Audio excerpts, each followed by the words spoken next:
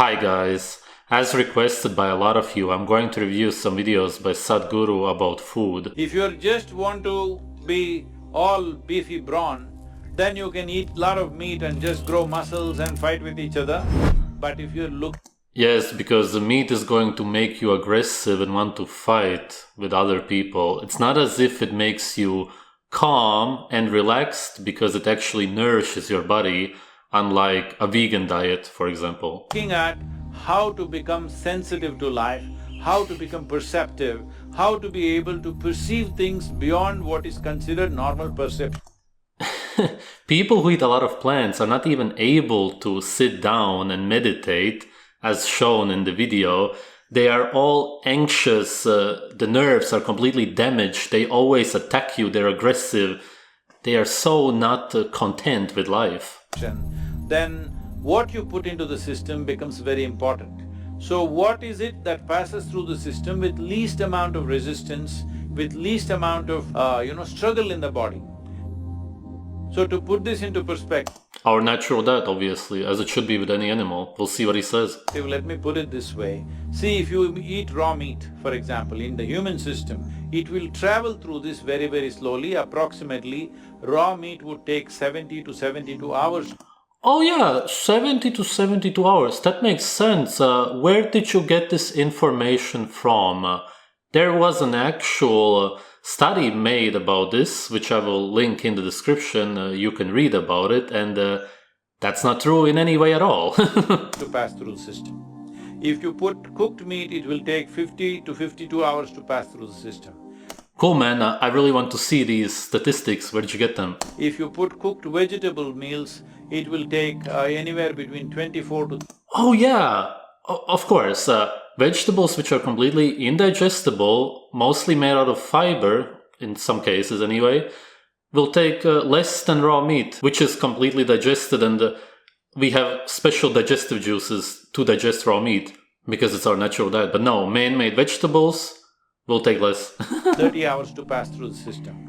If you put raw vegetables into the system, it will take 12 to 15 hours to pass through. Of course, yeah, raw vegetables which are completely intact in its unnatural fibrous state with toxins and anti-nutrients will take the least amount of time. Even if it was so in your dimension, it would only be so because the body would try to get rid of it as quickly as possible. That's the only scenario where that could happen. System. If you put fruit into the system, it will take 1.5 to 3 hours to pass through the system. What do you mean pass through? Are you saying digested or pass through? Because then you're simply saying that your body gets rid of it, which is not at all a good thing. So we started recognizing what is that food which happens in the body with least amount of residue, least amount of impurities, and passes through the system very quickly, because in yoga this is an important thing, we all manage this even now. If we eat anything within 2… He shows pictures of yogurt with grains which are indigestible, then talks about the least residual in the body, which would of course be raw meat because it's almost fully digested. 1.5 hours we must be hungry, our stomach must be empty. But we won't eat. Stomach is empty, but we are energetic, so we don't eat. So suppose there is a lot of physical activity on a certain day, then you may eat What are you talking about? If you're hungry, then it means that you didn't eat the right food. a small breakfast, or you eat a fruit or something like that. Food is a requirement of the body. If we watch the body with what sort of food, the body is most happy, body is most at ease. You will naturally notice vegetarian or plant-based food, body is most comfortable and… That is incredibly wrong, and everybody who's been vegan or even plant-based knows that vegetables are very hard on your stomach. You cannot rest and be at ease at all. There will be a lot of discomfort and even pain. It is at ease. It is flexible, it is at ease, it has less to process on a daily basis. So… That makes no sense. Naturally, those who observed the nature of their own bodies naturally became vegetarian. When survival was a question… Naturally became vegetarian. I like how he says that. Hunting and eating whatever you kill was a natural process. But once society settled down, they could grow what they want as they observed themselves more and more. Oh, this is a very good argument. Because we now make our own food, because agriculture farming started, our natural diet changed. Oh, this is very interesting. So if you would put a wolf in an unnatural environment, in a zoo, that means that his natural diet would change and he could all of a sudden become a vegetarian. That's super great logic. This guy is very intelligent. And life became not about survival, but about enhancing one's life to higher levels of perception and experience. Then turning vegetarian will naturally become, it's a natural process, it is bound to happen everywhere.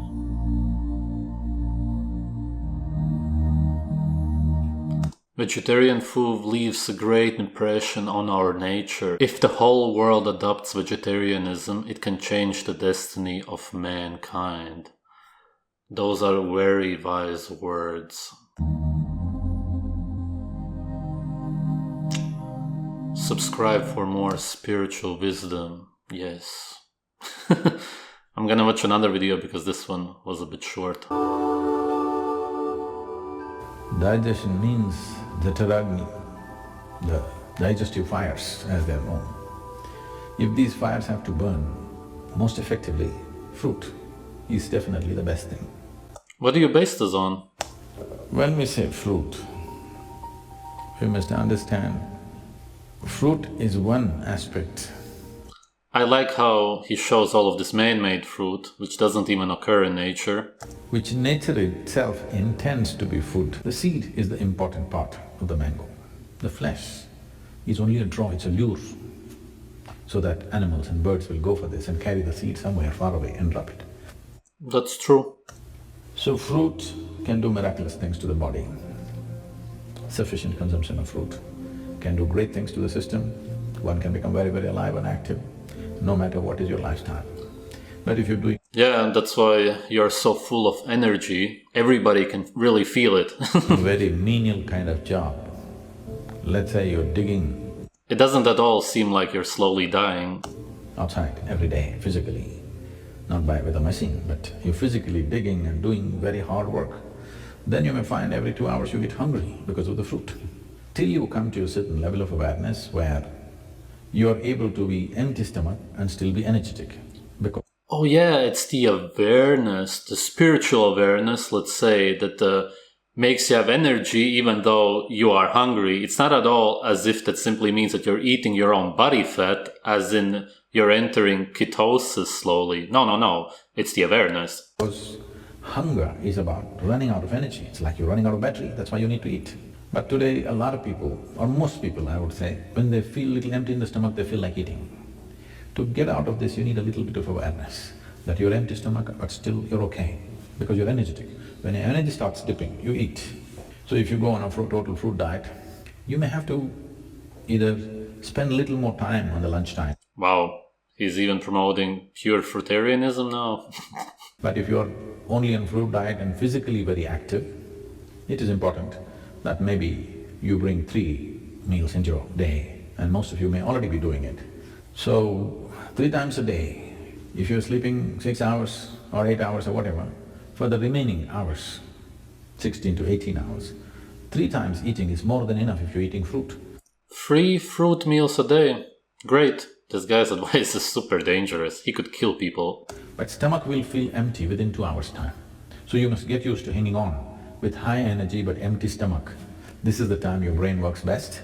This is the time as a human being you function. It's not that your stomach feels empty, it's that the fruit doesn't have over 15 micronutrients, which is why your body is not satisfied, and you can never feel full or satisfied by only eating fruit, obviously. Best, it'll be good for you. So if you want to use your brain power and also physical activity, it'll work perfectly well. I knew somebody who went on some 1008 days of only one fruit. This person went on orange. Only oranges for 1008 days this lady ate. Show pictures of her. She was full of ailments when she started. She was a diabetic, high blood pressure, and I don't know, they told me a list of problems that she had, thyroid, serious, very thyroid issues. Okay, it sounds like… oh yeah, overweight, exactly. I was going to say, If she was maybe 200 kilograms overweight, that would be the only way that it could work, because she starved herself for 1,000 days, which I don't really believe. But let's say that she did. That's the only way, because she then was eating really probably a ketogenic diet, because she was mostly living off of animal fat, which was in her body. That's the only explanation. Overweight. In 1,008 days, she came out like she was 20 years younger and full of vitality, all ailments gone. Oh, and what if she continued when she had lost all of the weight? Oh, she would be dead now. This is one person I'm saying, please don't go on just oranges, we'll run short of oranges. Or at least move to Florida. Yes, fruit will make a wonderful difference, especially in today's world. It's very important because…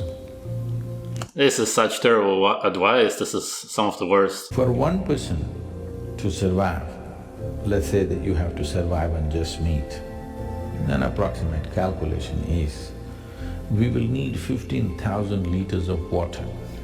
This is all nonsense, but it's all based on cows being fed only grains. Obviously animals such as cows, sheep and so on basically don't need any water. To produce meat for one person for 1 year. Total nonsense, if you go on debunked. a fruit diet, we will need 300 liters of water. It's not about water. You can simply have natural animals and also natural fruit, which is still out there, and not use any specific water for them. All that you need is rain. It's as simple as that. It's nature. Yet this guy promotes complete propaganda. You should.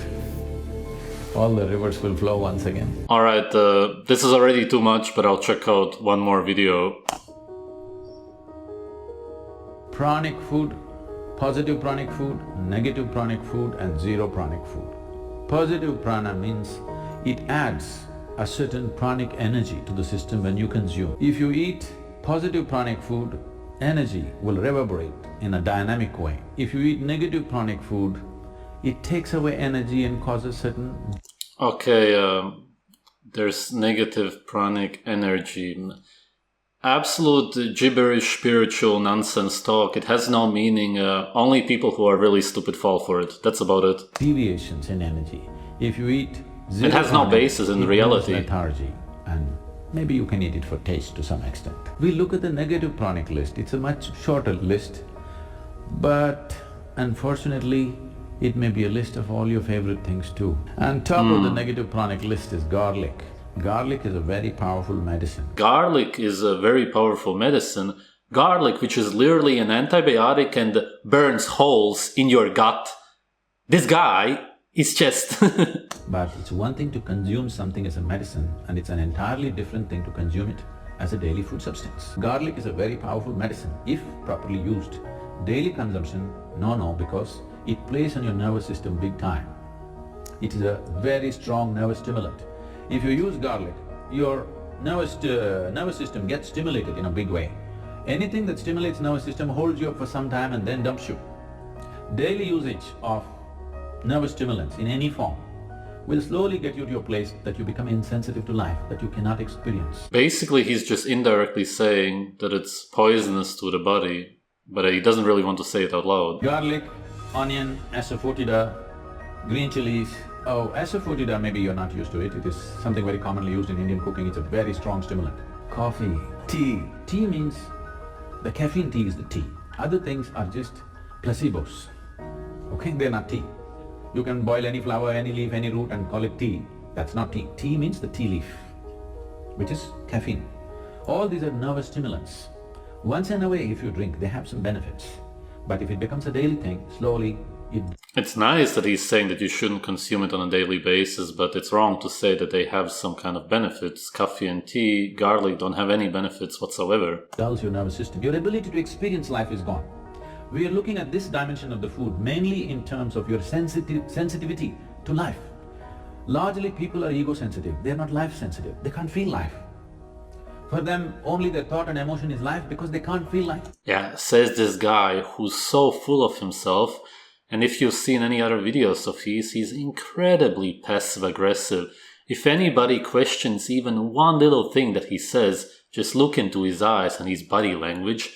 It's like he wants to kill you, basically. Like, you can't question this guy because he thinks that he is God, basically. If you walk out into the forest, you can't feel the tree. That's why you call it a wood. What we cannot hear, all these Wi-Fis and stuff, they are doing their own thing. Yes? In all this, there is no room for you to become life-sensitive. To sit here and be able to experience the whole universe takes a certain level of sensitivity. I'm talking about nervous stimulants. That's pretty much sort of the only true thing he has said so far. But of course it appeals to a lot of people because they think, oh yeah, I know, Wi-Fi is bad, we shouldn't live in cities. In that context, you are lowering the possibility of experiencing life. What I'm saying is, a cup of coffee should not determine the quality of your life. By choice, you drink today, tomorrow you walk away, it's fine. If it's a compulsion, if I don't drink my coffee, my day is ruined, then you have to do something about it. Yes, I'm only talking about this. The only parameter is, are you moving towards freedom or are you getting enslaved in some way? With a cup of liquid, you shouldn't get enslaved. Yes, with just about anything, you're getting tangled up. I'm saying do everything by choice, then there's no problem. If you do it by choice, you know when to start, when to stop, isn't it? If you do it by compulsion, what you start, you cannot stop. This is the whole problem.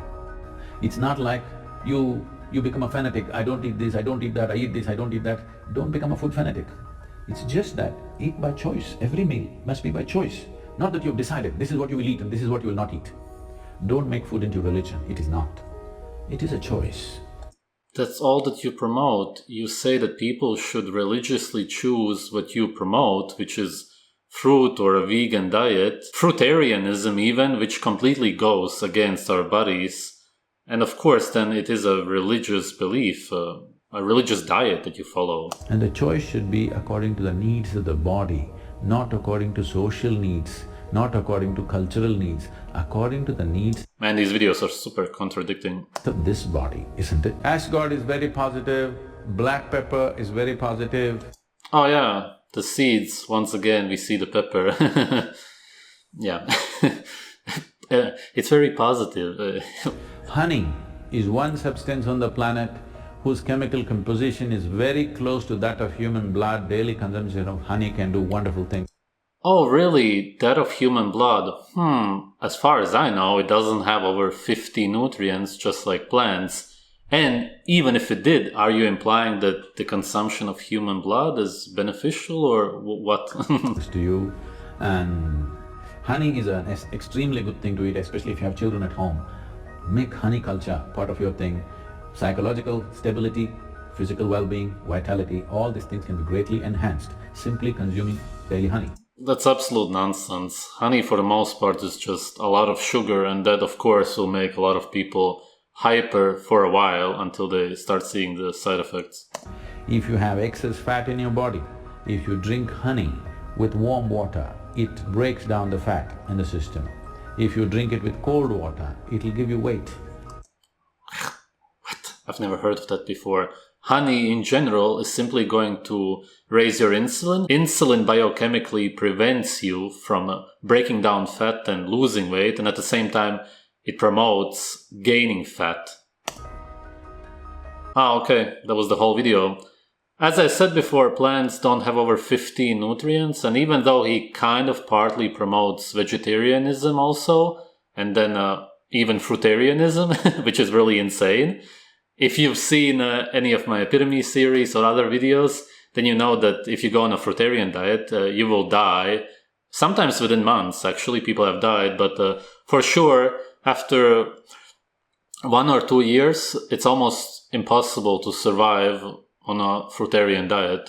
He's promoting literal death, except if you are extremely overweight. As I said, then you would be eating yourself the whole time. But this is why a fruitarian diet is not sustainable in any way at all. He's simply promoting a really gruesome death when he says that you should only eat fruit or even try it. Even that can cause brain damage and whatnot. I don't think that the guy himself is even a pure vegan or a vegetarian. He probably eats some meat.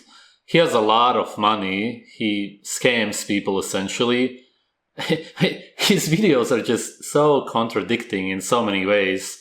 I've seen some others, and the advice is just ridiculous. But really, gullible and stupid people do fall for it. When you have lost your natural senses, when you watch his videos, they can actually be enlightening. Wow, all of the stuff that he's saying, it's making so much sense to me. I gotta change my lifestyle. It's really funny. Thanks for watching.